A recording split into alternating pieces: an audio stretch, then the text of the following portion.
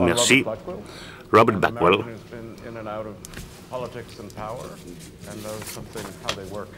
qui sait de quoi il parle en matière de pouvoir et de politique. Merci.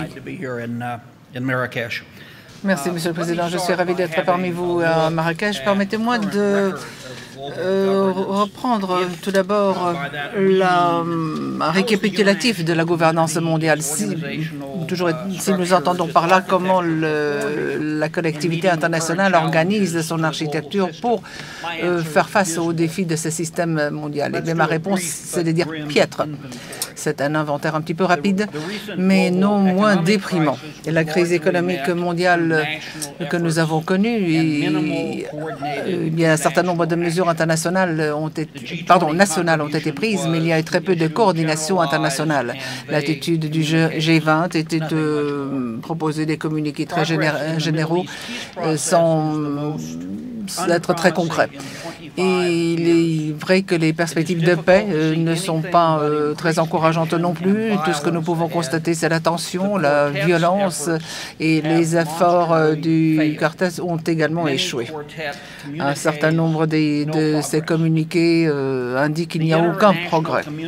La collectivité internationale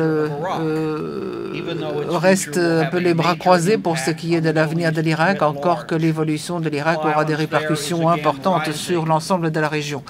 Or, nous constatons que la violence augmente à nouveau. J'en veux pour exemple les attaques qui ont tué plus de 150 personnes la semaine dernière.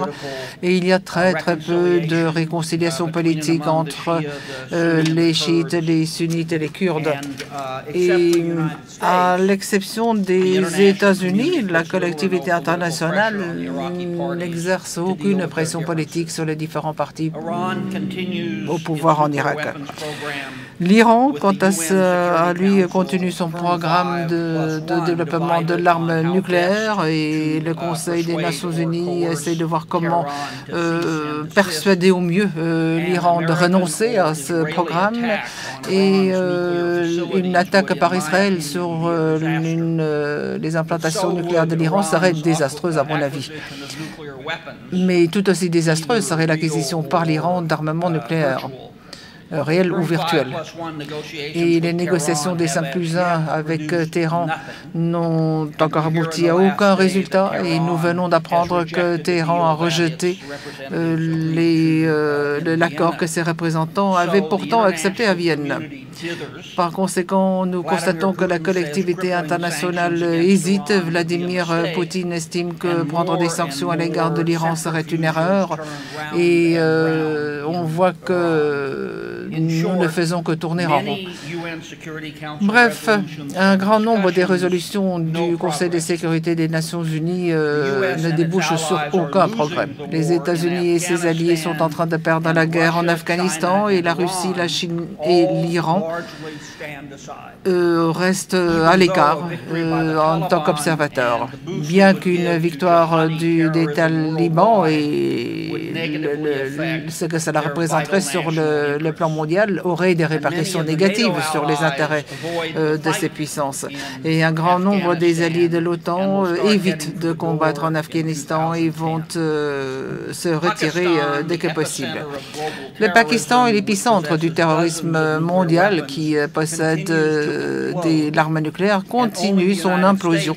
Et seuls les États-Unis semblent être en mesure de vouloir intervenir pour ralentir la montée de l'islamisme fondamentaliste dans ce pays. Combien de ministres d'Affaires étrangères se sont rendus à Islamabad, comme l'a fait Hillary Clinton?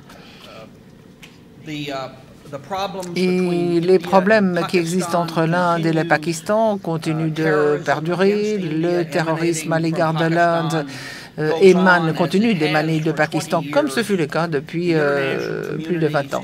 Et la collectivité internationale reste les bras croisés et se trouve dans une situation qui pourrait engendrer la guerre entre deux États possédant l'arme nucléaire.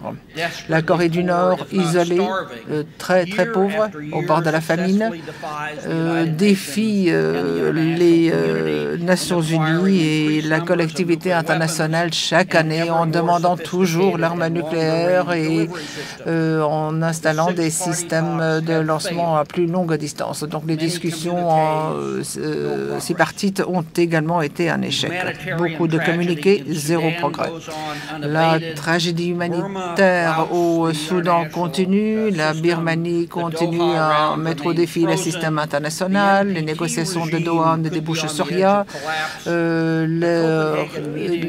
la réunion du sommet de Copenhague concernant les changements climatiques va probablement voir de nombreuses déclarations à nouveau et je ne sais pas si le vent qui sera occasionné à Copenhague va contribuer au réchauffement climatique.